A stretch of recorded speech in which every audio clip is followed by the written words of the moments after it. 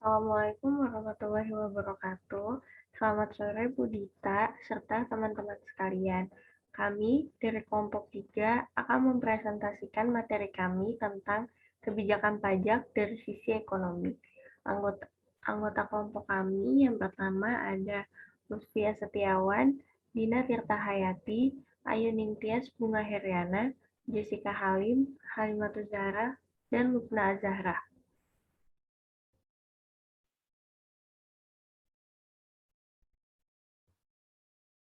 Next.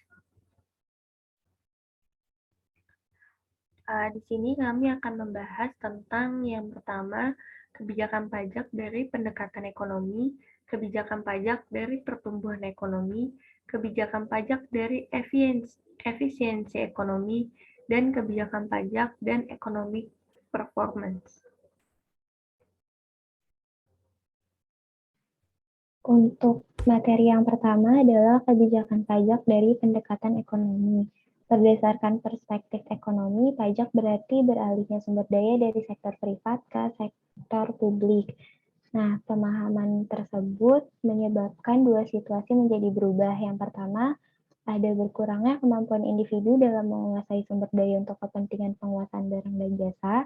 Yang kedua, bertambahnya kemampuan keuangan negara dalam penyediaan barang dan jasa publik yang merupakan kebutuhan masyarakat. Dari sisi ekonomi juga akan dilihat dampak ekonomi pajak terhadap pola konsumsi, pengaruh pajak terhadap harga pokok, pengaruh pajak terhadap pemerintah, dan penawaran. Next. Selanjutnya ada kebijakan pajak dari pertumbuhan ekonomi.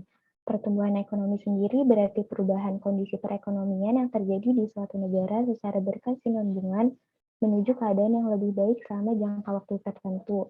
Untuk mengetahui pertumbuhan ekonomi suatu negara, perlu menggunakan produk domestik bruto sebagai indikatornya. Nah, untuk mengetahui produk domestik bruto ini tidak terlepas dari sisi permintaan agregat. Dalam hal ini, instrumen kebijakan fiskal meliputi kebijakan pajak dan belanja negara dapat digunakan untuk menaikkan pertumbuhan ekonomi. Kebijakan fiskal dapat digunakan untuk menstabilkan permintaan agregat, tingkat produksi, dan kesempatan kerja. Permintaan agregat ini terdiri dari 4 komponen. Yang pertama ada konsumsi rumah tangga, investasi domestik bruto, konsumsi atau pengeluaran pemerintah, dan ekspor neto. Jadi ketika permintaan agregat ini tidak cukup untuk memastikan penyerapan tenaga kerja penuh, pemerintah dalam ruang lingkup fiskal harus meningkatkan anggaran belanja negaranya dan memotong pajak. Dan juga sebaliknya, ketika permintaan agregat berlebihan, sehingga beresiko meningkatkan inflasi, maka pemerintah harus memotong anggaran belanja negara dan meningkatkan penerimaan pajak. Kebijakan pajak sendiri dapat digunakan untuk menaikkan pertumbuhan ekonomi dengan cara memberikan insentif perpajakan berupa penurunan tarif pajak, bea masuk, dan pembebasan pajak pada area wilayah tertentu. Dalam hal ini, keberhasilan reformasi perpajakan di berbagai daerah ditandai juga dengan meningkatnya penerimaan pajak yang pada akhirnya akan berdampak pada peningkatan pertumbuhan ekonomi. Next.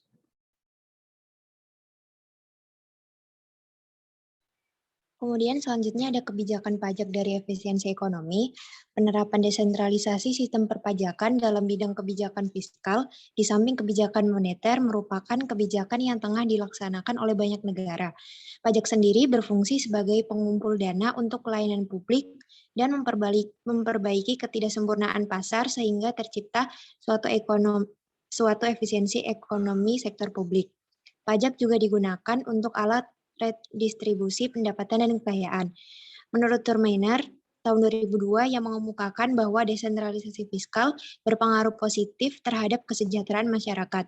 Demikian juga hasil penelitian Ahmad dan Mansur yang menyatakan bahwa desentralisasi fiskal akan memperbaiki pelayanan publik sesuai dengan tuntutan masyarakat lokal. Next. Desentralisasi sistem perpajakan ini meliputi implementasi kebijakan dan administrasi perpajakan yang berpengaruh positif dan signifikan terhadap efisiensi ekonomi sektor publik. Pengaruh positif ini menunjukkan bahwa desentralisasi sistem perpajakan dapat meningkatkan efisiensi ekonomi sektor publik berupa penyediaan barang dan jasa publik yang dibutuhkan oleh masyarakat.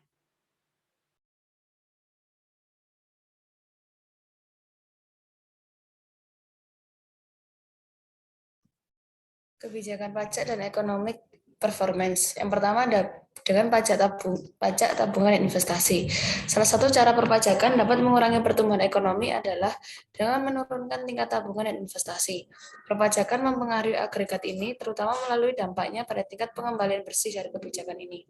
Selain itu, pajak dapat mempengaruhi tabungan swasta dengan mentransfer pendapatan antar rumah tangga dengan pola konsumsi tabungan yang berbeda, dengan mensubstitusi publik untuk tabungan swasta, dan sebagai akibat dari pengurangan pengembalian bersih tabungan dengan mengenakan pajak atas pendapatan modal dapat mengurangi tingkat tabungan pihak swasta, tergantung pada apakah efek substitusi mendominasi efek pendapatan. Meskipun umumnya dianggap bahwa efek substitusi mendominasi dalam jangka waktu yang lebih lama.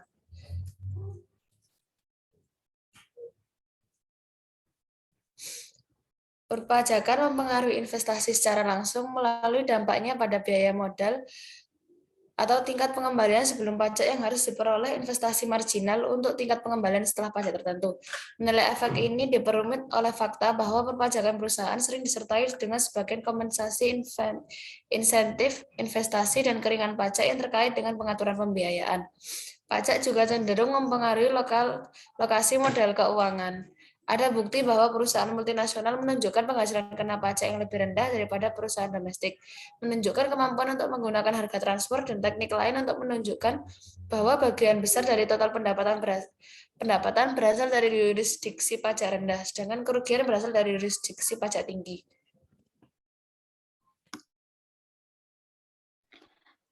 Kebijakan pajak dan ekonomi performance, pajak dan tenaga kerja. Pajak dan tenaga kerja, terutama untuk jaminan sosial, telah meningkat sangat kuat di negara-negara OECD. Pajak tenaga kerja mendorong kesenjangan antara apa yang diterima pekerja dan apa yang dibayarkan oleh perusahaan. Dan dalam analisis empiris potensial, tingkat penurunan pada tenaga kerja, dan kerangka tawar-menawar upah. Di negara-negara dengan pasar tenaga kerja yang fleksibel, pajak cenderung dialihkan kembali ke tenaga kerja, mengurangi upah yang dapat dibawa pulang. Next.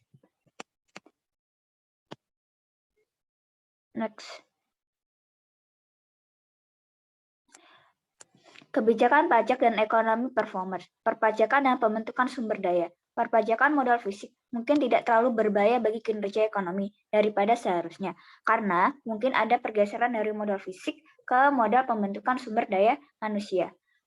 Terus misalnya jika pajak ini mengurangi pasokan tenaga kerja, pemanfaatan stok sumber daya manusia menurun. Terus selanjutnya pajak progresif menurunkan pengembalian investasi sumber daya manusia di masa depan lebih dari mengurangi biayanya pendapatan upah yang hilang selama pendidikan dan dengan demikian cenderung menghambat pembentukan sumber daya manusia. Bisa di next.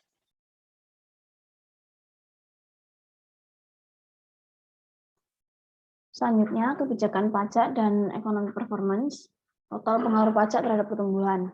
Ada sejumlah penelitian dipengaruhi oleh teori pertumbuhan baru yang telah mengambil pendekatan top-down dan berusaha untuk menilai dampak pajak pada pendapatan per kapita dan pertumbuhan di tingkat makro.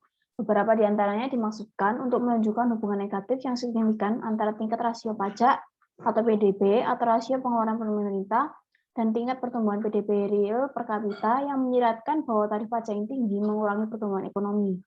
Pendekatan bottom-up yang mengkaji berbagai saluran melalui mana perpajakan mempengaruhi pertumbuhan ekonomi, khususnya melalui distorsi terhadap tabungan, pembentukan modal fisik dan manusia, serta pasokan dan tenaga kerja. Jadi, selain survei literatur, efek pajak terhadap pertumbuhan ekonomi disimulasikan dengan menerapkan model ekonometrik yang menggabungkan saluran transmisi ini.